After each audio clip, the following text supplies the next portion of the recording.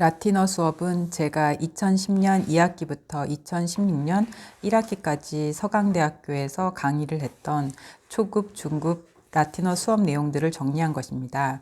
사실 2010년 로마에서 10년간의 공부를 마치고 귀국했을 때는 잠시 쉬었다 돌아갈 생각이었는데 우연히 대학교에서 라틴어에 대해 강의할 수 있는 기회가 생겼습니다. 새로운 경험이라고 생각해 흔쾌히 결정했지만 그때만 해도 그렇게 오래 강의하게 될지 몰랐습니다. 수업 첫날 24명의 학생이 강의실에서 저를 기다리고 있었습니다. 고마운 마음에 찬찬히 학생들의 얼굴을 들여다보았는데 그러면서도 내심 이 친구들이 라틴어에 얼마나 관심이 있을까 반신반의하기도 했습니다. 하지만 학생들은 의외로 수업을 참 열심히 듣더군요. 그 모습에 저도 매일 열심히 강의 준비를 했습니다. 강사라는 직업은 정말 하루 벌어 하루 사는 사람과 다르지 않습니다. 며칠 꼬박 준비를 해도 1시간 강의를 하면 끝이었으니까요. 그래서 늘 바쁜 날들이었고 한 학기가 어떻게 흘러갔는지도 모르게 지나갔습니다. 새 학기가 시작되고 개강하기 전에 귀국할 생각으로 로마에서 일을 보고 있는데 메일함을 열어보고 깜짝 놀랐습니다. 수강을 허락해달라는 학생들의 메일이 밀려 들어와 있었어요. 그렇게 두 번째 학기에는 67명의 학생들이 라틴어 수업을 들었고 이후부터는 매 학기 200명이 넘는 학생들이 이 수업을 듣기 시작했습니다. 서강대 학교를 넘어 연세대, 이화여대, 심지어 학생이 아닌 일반 청강생을 포함해 학점 교류가 안 되는 서울 시내 다른 학교의 학생들까지 찾아오기 시작했습니다.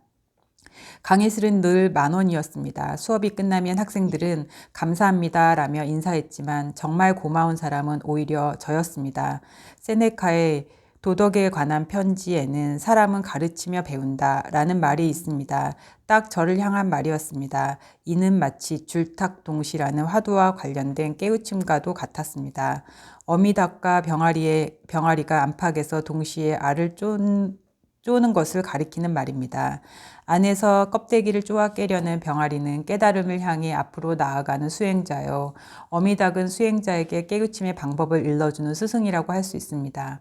그런데 이때 어미닭은 새끼가 알을 깨고 나오는데 작은 도움만 줄 뿐 결국 알을 깨고 나오는 것은 병아리 자신입니다. 하지만 그 과정에서 병아리만이 아니라 어미닭 역시 배우고 깨닫는 바가 있을 거라고 생각합니다. 저 역시 수업을 통해 많이 배웠습니다. 여전히 제 안에 남아있는 여러 가지 어려움들과 아픔들을 되새겨 보았고 그 내용을 거르고 다듬어 학생들과 나누고자 했습니다. 그 과정에서 제가 학생들을 위로한 것이 아니라 오히려 제가 학생들에게서 위로받았습니다. 그래서 그들은 제게 늘 고마운 존재입니다. 그런데 이 수업이 2015년 10월 엄보은 기자에 의해 사람, 풍경, 비배, 호디의 신부님의 라틴어 청춘을 깨우다 라는 제목의 기사로 한 신문에 실리게 되었습니다. 그 후 여러 언론사에서 취재 요청이 왔고 많은 출판사들이 연락해 왔습니다. 그렇게 얼떨결에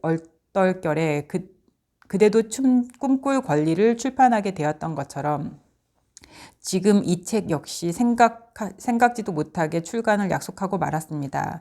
하지만 고백하자면 오랜 세월 공부하는 일에 적을 두고 있는 사람으로서 학문의 근간이 되는 일이 늘 우선이었기에 이런 글은 늘 관심 밖이었습니다. 무엇보다 낯설고 어색합니다. 그럼에도 약속은 늘 마음에 두고 있었는데 원고를 쓰기도 전에 서강대학교에서 진행하던 라틴어 수업을 할 수 없게 됐고 결국 2016년 1학기를 끝으로 강의를 그만두었습니다.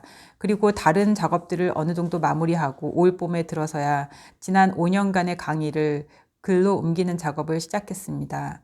책을 내기로 약속했던 것이 2015년이었으니 여기까지 오는데 꼬박 2년이 걸린 셈입니다. 관심 밖의 일이라 생각했으나 막상 글을 쓰면서 학생들에게 어떤 이야기들을 했었는지 다시 돌아볼 수 있는 기회가 되어 좋았습니다. 다만 어떻게 써야 할지 고민이 많았는데 이번에도 학생들의 덕을 보았습니다. 매 학기 강의가 끝나면 강의 내용을 요약 정리해서 파일로 보내주는 학생들이 꼭 한두 명 있었는데요. 그중 박영황 군과 이은하 양의 수업 노트는 글의 줄기를 잡아가는 데 큰 도움이 되었습니다.